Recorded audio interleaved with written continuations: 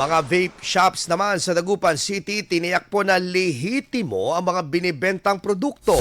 Mga minor de edad, mahigpit na pinagbabawalan sa nasabing mga vape products.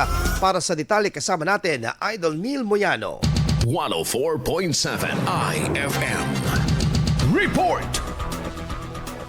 Sa kabila ng patuloy na panawagan ng pamahalaan para sa mas mahigpit na regulasyon sa paggamit ng electronic cigarettes o vape, tiniyak ng isang vape shop sa lungsod ng Dagupan ang pagiging lehitimo ng kanilang operasyon at produkto. Ayon kay John Mark Abando, staff ng naturang tindahan, pasado sa inspeksyon at pagsusuri ng Department of Trade and Industry ang kanilang mga vape products.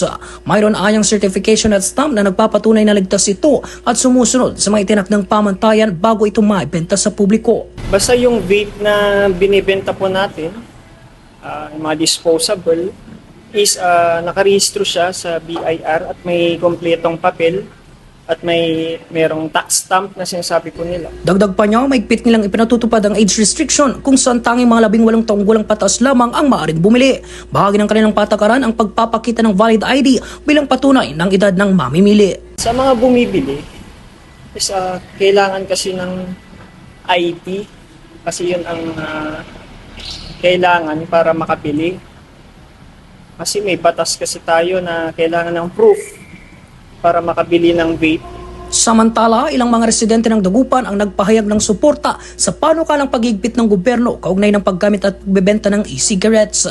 Para sa kanila, higit na mahalaga ang kalusugan, lalo na ng mga kabataan, kaysa sa pansamantalang aliw na dulot ng vape. Iwasan na po natin gumamit ng vape kasi po nakakasama sa kalusugan. Pag nagkasakit po kayo, mga magulang nyo rin po ang kawawa. Patuloy namang pinalalahanan ng mga health experts ang publiko ukol sa posibleng panganib ng paggamit ng vape, kabilang na ang epekto nito sa bagat kalusugan sa pangkahalatana. Kasama mo mula rito sa IFM News Dagupan, ito si Idol Neil Moyano, Tadak IFM. IFM News. IFM News. IFM News.